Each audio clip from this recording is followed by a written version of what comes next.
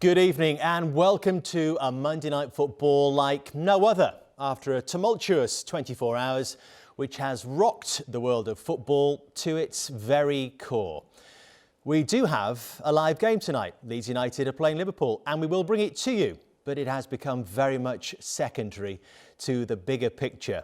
On any ordinary Monday Night Football, we might decide to lead with the story that Jose Mourinho has been sacked by Spurs. 6 days before he leads his team to a cup final? But not tonight, because late last night, under the cover of darkness, the European Super League project was formally launched to widespread condemnation from everybody in football, and first and foremost by you, the football fans. The game's governing bodies, you'll have heard, are united against it. UEFA's president is today talking about liars and snakes involved in the project. The government tonight are saying they will do whatever it takes to protect our national game. Prince William, the FA president, has also added his voice this evening. We must protect the entire football community, he says, share the concern of fans and the damage it risks causing to the game we love.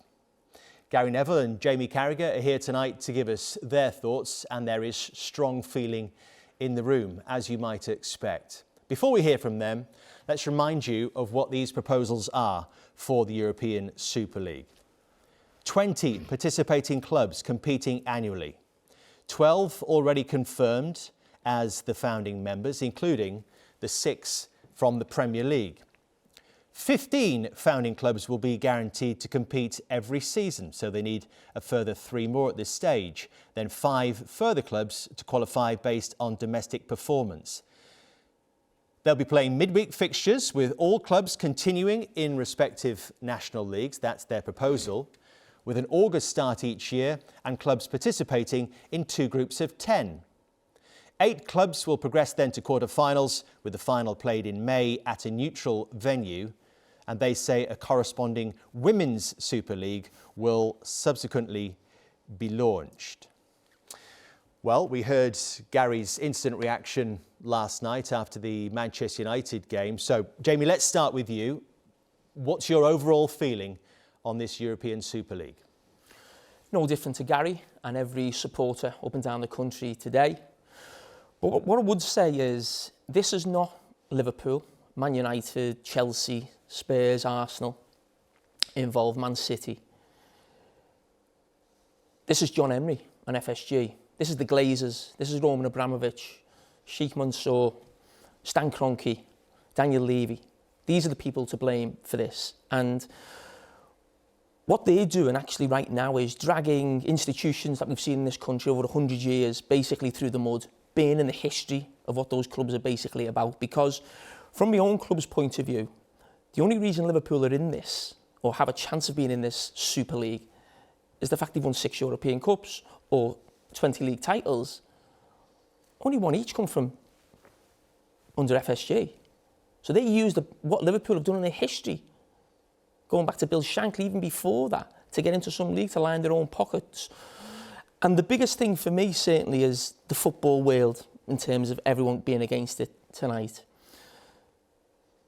Jurgen Klopp has spoken on this in 2019 and made his stance very clear.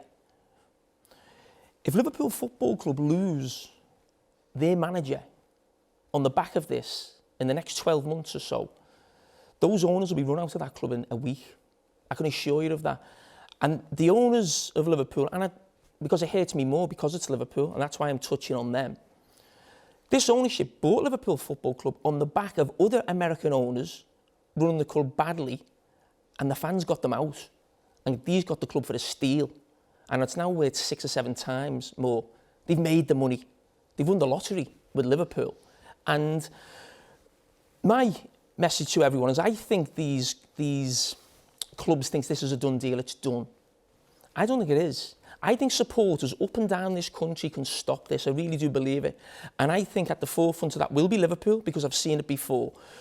We have tribalism in this country, we have rivalry, and that's what makes it the game it is, and that's what we love.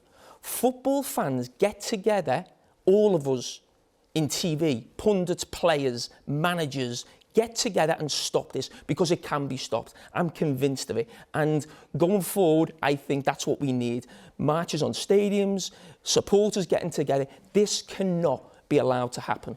Well, should anyone be in any doubt still, Gary, spell it out for us. How dangerous are these proposals for the future of our game? I said yesterday that I thought it was a criminal act. I was half hoping, I went to bed about 10:15 last night, so I didn't see the statement out as it came. I was half hoping that they were going to, off the backlash, off the end of that game and the sort of media reaction, the fan reaction, the immediate fan reaction was awful towards it. I was hoping that they were going to rethink it. When I woke up and I saw the statement and it had Joel Glazer's name on it, I thought, this is a problem, big problem. He didn't put his name on anything, that man. He's intelligent, he knows what he wants, and he's parked his weasels and he's come out, and I thought, oh, this is serious. He's not backing down. He's going to try and push this through.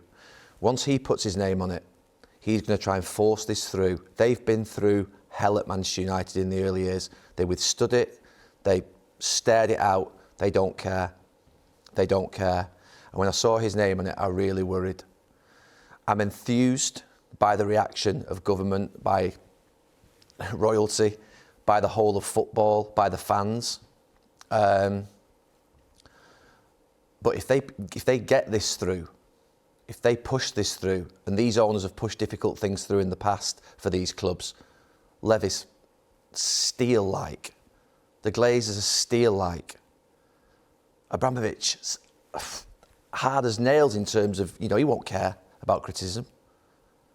It will change football in this country forever, forever. And we have to now mobilise, organise. It's difficult not to get emotional and feel sick. But honestly, you've got to write to your MPs, you've got your local football clubs, you've got to write. Everybody's got to come behind this. Pundits for BBC, ITV, BT Sport, forget allegiances, forget who you support. We have got to come together to stop this proposal. This is an attack on everything that's been important in this country. Football has helped in the last 10 months in the midst of a pandemic more than ever keep people going. And they're trying to take it away from us.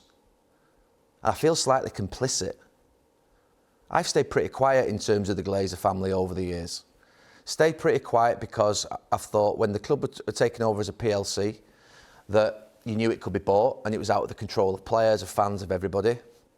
I believe in a free market, generally in life.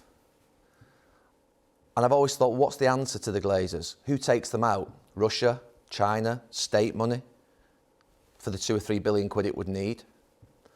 And I've stayed quiet on the basis that it's still Manchester United. I can still go and watch the lads play. I can be happy and I can be sad. I'm still watching football in this country. If they take dividends out, all right, it's dividends. I can live with it slightly. But what I can't live with is attacking every single football fan in this country. They have stepped over the mark. They are scavengers. And they need booting out of this football club and they need booting out of this country. And we have got to come together now. It might be too late. There'll be people at Manchester United, fans who were arguing 15 years ago who will say, it's too late. It's never too late. We have got to stop this. It is absolutely critical we do. But why is it different this time, Gary? Why could it destroy football as we know it? They're creating a monopoly, a closed shop, a tournament where you're guaranteed to be in it. West Ham and Leicester in Champions League places, forget it, they don't get into the Champions League anymore. Doesn't matter where they finish in the league. What's the point? They take away everything in this country, the pyramid, the sincerity of competition, the honesty and integrity of competition that we value, and they're taking it away. Yeah, we know that Manchester United have got more money. We know Liverpool have got more money. We know that Arsenal have got more money. We can live with that. There'll always be top clubs who have more money.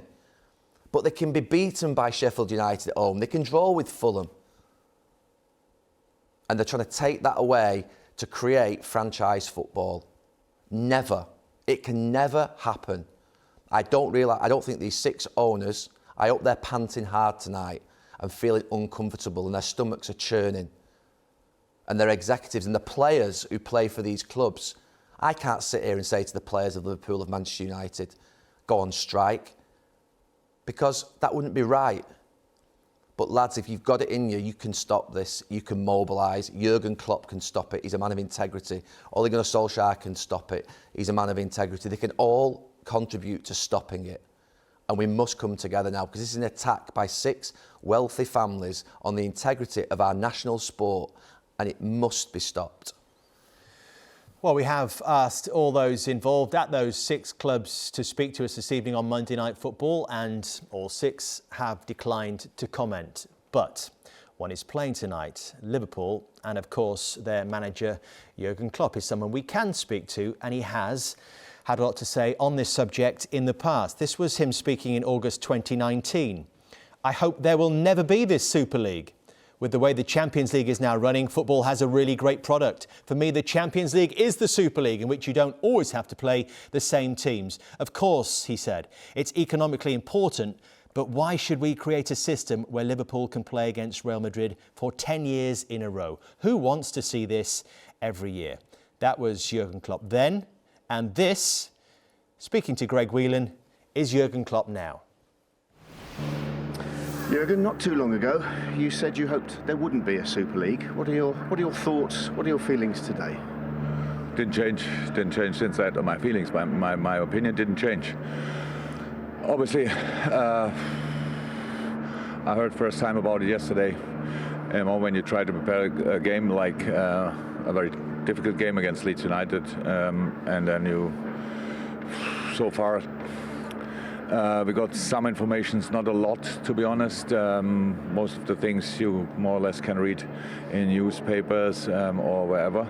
And yeah, it's a tough one. People are not happy with that. I can understand that. But I cannot a lot more say about it, to be honest, because we were not involved in any processes. Not the players, not me. We didn't know about it. Now that's I think.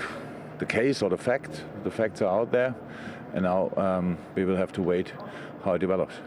Just as a football man, Jurgen, what are your own instincts on this? I'm 53 years old. And since I'm a professional player, the Champions League was there. So I think, I'm not sure, 93 or something like that. Since then, it's the Champions League, and my aim was always. As a player, it was not possible. As a manager, was always the aim to coach a team there. So I have obviously no issues with the Champions League. I like the competitive factor of football as well. So I like the fact that West Ham might play Champions League next year. No problem. I don't want them to be honest, because we want to do that. But I like that they have the chance and all these kind of things. So yes. What can I say? It's really not easy. What I want to say as well is, I heard a few things, but what I really don't like is because Liverpool Football Club is much more than some decisions. And football is. The most important parts of football are the supporters and the team, and we have to make sure that that really nothing gets in between that. Because I heard we put banners down at Anfield or stuff like this. I don't understand that, because the players didn't do anything wrong. We didn't win all the games, but we go with everything. And how he said, we want to qualify for the Champions League next year. So we have to stick together. And when other people from other clubs use our anthem against us, I don't like that as well. So we can show that nobody has to walk alone in these moments. So there are things we have to sort, obviously, but that has nothing to do with the football, nothing to do with the relationship between the supporters and the team. That's for me really important, because in tough times you have to show that you really stick together. That doesn't mean you have to agree to everything, but again, the boys didn't do anything wrong apart from not winning all football games, and so I really want to make sure that everybody knows that. It's such a difficult situation, isn't it? But you can understand the fans' frustration. Yeah. No, I understand it. I understand. How I said, I get that, but I'm in a different position. So it's in a different position. So I don't have. all information. I don't know exactly why the 12 clubs did it. I know some things will change in the future in football. Some things have to change in football. That's for sure as well. How the power, where the power is and stuff like this, that's not right. UEFA cannot just decide things as well. The FIFA cannot decide things. Everybody plans new competitions. The UEFA wants the Champions League. They showed it to me. I told them there are more games in, so I don't like it. But months ago, and they anyway do it. I don't expect that I don't do it only because I don't like it. But they showed it to me, and it happens anyway. It's always more games, more games. And for the UEFA, it's for money. If you tell about the clubs, it's about money. What do you think it's with UEFA about? The FIFA wants a Club World Cup whenever that should happen. It's about money, nothing else. And all these kind of things. So it happens. It's not only these clubs. And things will change, and some things have to change. But usually you have to prepare these kind of things. So like it needs time and convincing. But one thing I can understand that the people think that's not right is the competitiveness. I get that. I said that before. I don't like that we maybe not will be in the Champions League, but if we earn it, we want to be there like anybody else. Talking of preparation, you have a big game tonight, Yeah. only minutes away really. Yeah. How has it had an impact, do you sense, on the players at all? Not really. Yesterday we didn't really know, and this morning I had a short meeting and told the boys what's happened, the things I know, which is not a lot, and then we just try to focus on the game, which we will do. So I heard already there are warm-up shirts or whatever. We will not wear them. We cannot. But if somebody thinks he has to remind us that you have to earn to go to the Champions League, that's a joke. That's a real joke, and it makes me angry. So if they put it in our dressing room, if it was a Leeds idea, thank you very much. Nobody has to remind us. Maybe they should remind themselves. Jurgen, appreciate your time. Thank you. Well, he's answered all the questions head on, hasn't he? This is the T-shirt that has upset him. Football is for the fans. You can see Meslier wearing that as he warms up this evening. It's a UEFA Champions League T-shirt on the front, clearly. Earn it, which is against the European Super League proposals. Do you understand why he's angry about that? Yes, I do, and it goes back to my first answer. This is not about the football clubs. This is about the owners of those clubs. This little mafia that's trying to turn English football into American-style sports where there's franchises, there's no relegation, and that's why he's frustrated, and rightly so. What about the fans taking down the banners at Anfield? Yeah, I knew about that today, but I can understand where the supporters are coming from. He'll be upset because when Liverpool play at Anfield, maybe there's not that support there. But that's a message to the owners, and there needs to be a message sent to Liverpool's owners in particular, because that's his club and the supporters I know. So that's right, I've got no problem with that at all. But that's the start. You've got a manager there of one of those big six clubs who's basically coming out and disagreeing totally with what his owners are doing. We need the rest of the six, the other five managers to do exactly the same, and that'll be the start, because this is only going to get bigger. And I think this will stop. I think there's enough people in football who don't want this to happen, who, as you said, will mobilise together, and this can be stopped. What about using the anthem against us? I don't know if that means you last night. I think he will. I mean, when I initially was reacting to last night and I mentioned "You'll Never Walk Alone," it wasn't in a disrespectful way to Liverpool. I maybe in the past have done that, but not last night. My intentions last night were around the fact that the two most successful football clubs in this country should have high standards of integrity. And for all the rivalry, there is a respect that you do the right things, a respect that you defend your club, of course, but that actually both recognise that they're great football clubs that have done great things. And the shock that these two are at the front of this. They're at the front of this. Forget the six. I forget the six. Chelsea and City, Sheikh Mansour and Roman Abramovich, we don't even know who they are. Arsenal and Tottenham, I mean, I'd rather watch the champions of San Marino than them two at the moment, to be honest with you. How them two have wangled the way in. They're a joke to watch. And then we've got these two. They should be bringing people together. They should be demonstrating compassion. We're in the midst of a pandemic. They should have the highest standards at all time. And these two sets of owners have taken these football clubs. They've not only profited from them, they are now taking it to a different level. They're not only, you could argue at times where Manchester United fans have argued that they've harmed our own club because they've not been able to put all them dividends and all those debt repayments into players. But they're now trying to harm every single football fan in this country because there is less money for grassroots pitches, there is less money for coaches. If these six leave, there is less money for everybody who plays in this country. And I say, The government, I've been saying it for 12 months around an independent regulator, the government must step in now on these clubs. And Liverpool and Manchester United, there was no sort of point scoring for me last night mentioning Liverpool. And if I came across that way to Jurgen Klopp, I apologise, because I think I'm on his side on this particular one. He's done the most incredible job. If I take allegiances away, I've absolutely loved watching his football team over the last 4 years, more than the City one, because they're electric. They're everything I want in a football team. He's everything I want in a manager. He's decent. His players are decent. I know some of them.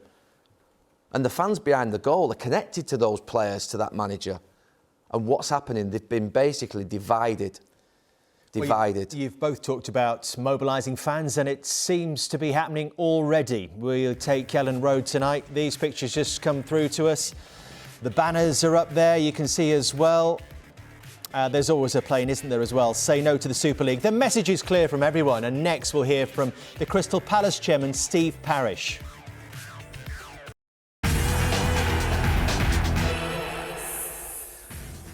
Well, welcome back. Here are the Leeds United players coming out at Elland Road tonight with a clear message on the front of their shirts. Earn it in terms of the Champions League. Football is for the fans. That's a message in a T-shirt that has upset Jurgen Klopp, as you might have heard, in the build-up to this game against Liverpool this evening. So we have the reaction from UEFA as well this evening, from the UEFA president, Alexander Ceferin. We will take all the sanctions that we can, he says, and we will inform you as soon as we have a clear answer.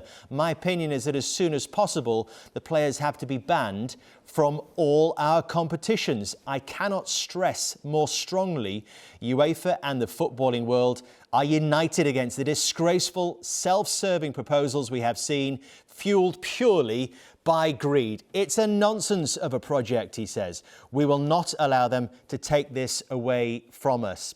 Earlier, we'd heard statements yesterday, in fact, from the Premier League. There are 6 clubs in one corner. There are 14 right now in another. And the chairman of one of those, the Crystal Palace chairman, Steve Parish, is joining us tonight on Monday Night Football. Steve, thank you so much for being with us this evening. It's a sad day. How has it come to this? Well, we all know it's been brewing for a long time, don't we? You know, from the leaking of Project Big Picture, you know, the constant things that we deal with in the Premier League, really, which are the attempts to load the dice. I think we might look back on this, though, and think that this is actually quite a good day for football, or yesterday, because, you know, what we've seen is people massively overplaying their hand, in my view.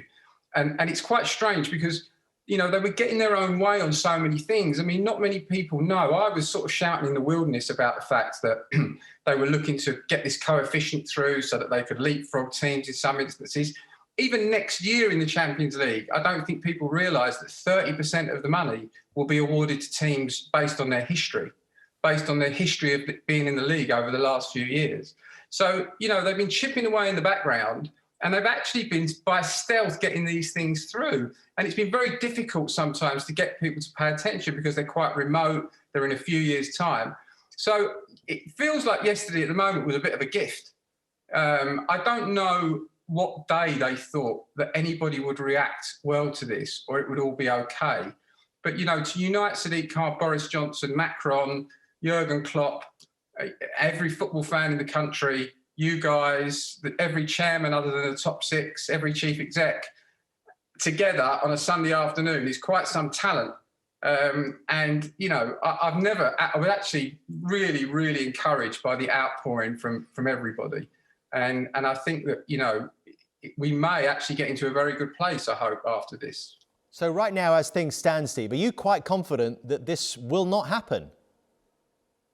Well, look, this is Kerry Packer circus all over again. I mean, you know, if these guys want to, I can't even imagine that they're going to get 5 teams that will join them. So they'll play in some quasi-friendly competition, you know, with all of their players banned from playing in internationals, with all of the clubs banned from their leagues. You know, I mean, of course, you can't say never and that they might not be prepared to do it. And then even then, I'm not sure that they quite understand where governments stand in this. I mean, you know, the Premier League is the jewel in the crown in many ways, you know, of England and Great Britain. You know, it's a fantastic, outwardly looking piece of soft power that we have around the world. You know, I just don't think the British government are going to let that walk away. I don't think, you know, other governments in Europe are going to allow these things to happen. You know, what about clubs like Ajax, who are going to be permanently locked out of this thing? I mean, I don't know. Apparently, they spent 6 months thinking about this, or even longer. It just strikes me as extraordinary, the miscalculation of the public mood. Steve, these top six, Mafia, as we call them earlier in the show, are getting criticised for being selfish, looking after themselves. But the other 14 clubs in the Premier League, a lot of them were asking for null and void last season. You've also not helped the EFL clubs. Is that hypocritical when you criticise these top six clubs? Well, I don't think that's true, Jamie. We have helped the EFL clubs. You know, look, in terms of ongoing support, I think you'll find the Premier League filter more money down into the lower leagues than any of the other major leagues in Europe. We certainly give far more money down to the lower leagues in solidarity. And when I'm in the Premier League meetings, I vote as if I wasn't. You know, I vote as one of the 72 clubs that aren't in there because I know I might be back there in no time.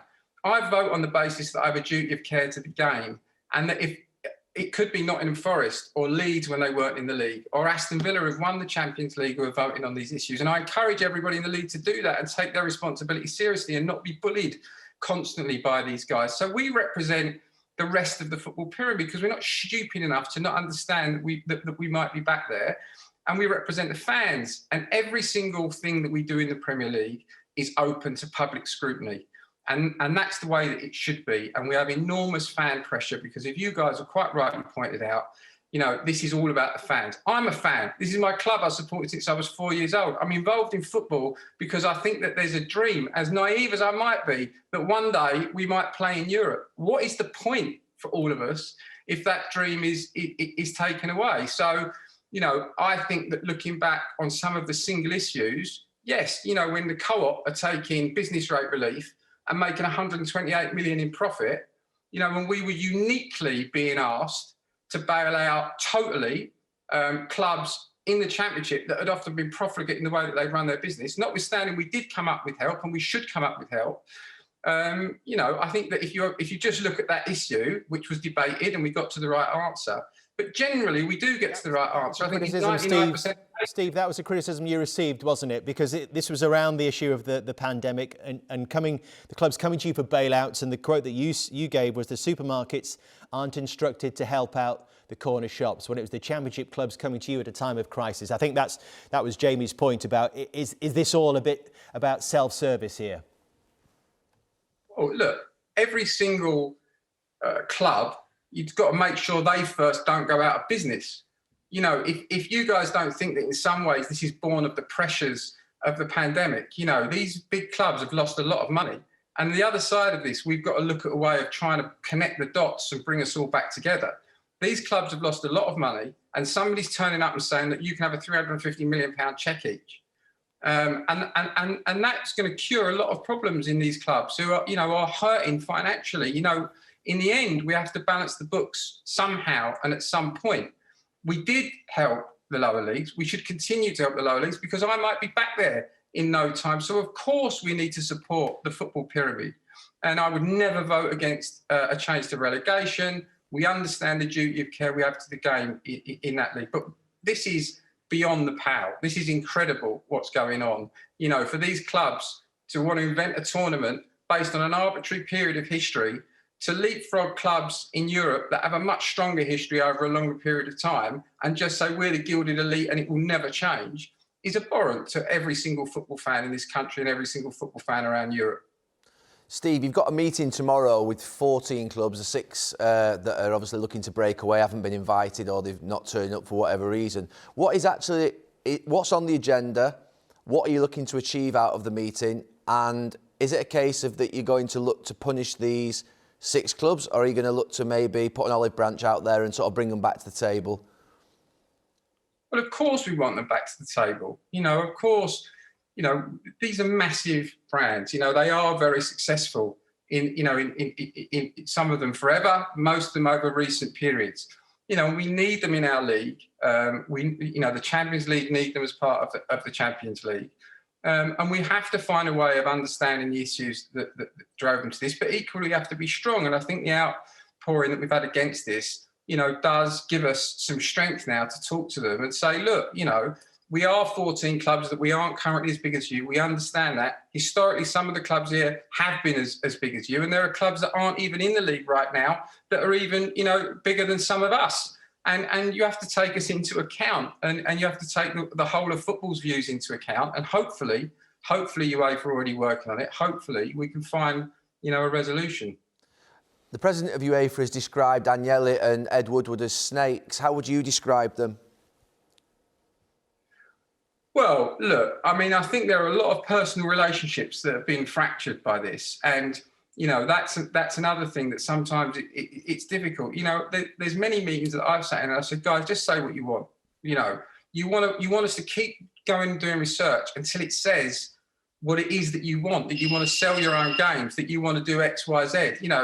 There is something that's a little bit disingenuous about it, but we understand that people want to do the best for their business. We understand that people want to try and change things, and we should be open to new ideas. Gary, you've got a lot of new ideas and a lot of things that you want to suggest and you want to change. We can't just shut everything down and not listen. And within this, there might be things that, that we can help these guys with. So, we need to go back and we need to look at it. But certainly Nasser at PSG and Bayern, really do have to be applauded for the position that they've taken. It's an incredibly strong position, and I understand that in case of PSG, for loyalty to his relationship with Mr. Ceferin. So, all power to those people that didn't do it. That could be Ed Woodward on the phone, Steve. I'm not sure, trying to convince you. Just with regard to what Gary was asking you there about this meeting tomorrow, if the worst did happen, and if the six are intent on going ahead with this, as it seems like, as we stand right now, they are, would you, as the other 14, have the power to expel them from the Premier League? Well, look, we would need to talk about that, and I would need to take advice from the Premier League. As you understand, I didn't swallow the rule book of the Premier League, and I don't know the powers, but certainly, in the end, if they've got the authority to run off and start their own league and cancel the agreement they've got with us, then I'm sure the rest of us have got the authority to start our own one as well. But none of us want that, right? And we've got to get round the table, and we've got to try and find a solution. Firstly, UEFA, have got to find a solution, because in the end, right now, it isn't our league they're walking away from, right? They don't actually want to walk away from our league. They want to walk away from the Champions League. So I think that there's a lot of things that can happen before we get to a point where we have to take those kind of sanctions. All right, Steve, thank you so much for your time and contribution to Monday Night Football this evening. Thanks a lot, guys. What we haven't talked about, we've touched on it, but not really gone into any great detail about why these six clubs are so adamant in pursuing this European Super League. I think it's worth doing that at this stage. We obviously said money and greed. What about beyond that? Is it about certainty of income, which they can't get and perhaps can't get their head round in this football pyramid that we have in Europe? Yeah, I think there's a lack of understanding. Not lack of understanding, they understand it. There's a lack of willingness to want to they want to change the system. They want to change the very fabric of the pyramid of relegation and promotion, so they have certainty, so they can count on their income year in, year out. They don't like the idea. Manchester United, they lose loads of money off their sponsors when they don't qualify for the Champions League, and they've been really good at not qualifying for the Champions League in the last 10 years. Really, really good. But they were banking on it all the time under Sir Alex Ferguson, because he was pulling them out of the mire every single year, whilst obviously there weren't massive amounts of money being invested, and getting into the Champions League every season. And they just thought it was their right. They're entitled. They think they're entitled to be in there, and they're not. And they've had the shock of their lives. Arsenal, Spurs, Manchester United, Chelsea have fallen out of it at times. Liverpool, to be fair, only under Jurgen Klopp in the last couple of seasons. And they want to change the system for their own benefit. They do. More people watch those clubs. They want to own subscription. They want subscription models. They want to put it all on their phone. They want it on this. You think about it. 150 million Manchester United fans worldwide paying £1 for every match in the weekend. They get 150 million quid a week. They're the numbers we're talking about here that's at stake. They want to own their own commercial income, their own image rights, their own TV rights. They want to break away from what would be the system that is happening in this country. Simple as that. Should they have more power if more people want to watch them?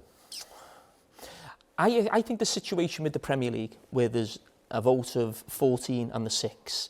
Now, I can understand the frustration of the 6 in that it almost feels like their vote on things, wherever it may be, is almost less powerful than someone coming up from the Championship who may be in the Premier League for a year, because they're then part of the 14, they stick together, and these top 6 clubs who do bring the revenue, who do bring the interest in. So I can understand the frustration from that. But he's just mentioned then in terms of the money and what they're going to bring in terms of looking after their own media and things like that. But what you're left with is absolutely nothing. They're going to go into a league where one team will win it. What's left for everybody else? There's nothing there. There's no competition. There's nothing. They'll use the Premier League. They say they still want to be in the Premier League. They'll end up using the Premier League almost like a Carabao Cup, and they'll save all the best players for playing against Real Madrid or Barcelona. As Jurgen Klopp said in his quote from 2019, people will become very, very bored of Liverpool, Real Madrid. It was exciting because we hadn't played them maybe since 2009 in a knockout game. That's the joy of it, isn't it? Exactly, that's what it is, and that's what's special about European football. We shouldn't forget that. People are going to become bored very quickly with football, and people all around the world right now, I think, are starting to turn off from football. I think VAR is a big problem with that. Whether you agree with it or not, people don't like it. And this on top of it now, this is going to turn away a generation of supporters who grew up loving football, and it's just going to become boring because there's absolutely nothing there. And I'm thinking in the future, what am I going to get excited about? I'm a pundit, but I love watching Liverpool and I love them scoring a goal, and football can take you to a place that nothing else can. This will never take you to this place ever again if this is allowed to happen. These owners at Manchester United, Dave, they've allowed that stadium to rot. It's second rate. They don't paint the steel. It's rusty on the outside of the stadium. There's no experience for the fans on match day at all. They've got tens of acres around the actual ground that's land bank that they don't invest in and create a Manchester United world. I said before, they're scavengers and they just want the big money for themselves. That is it. It's got to be stopped.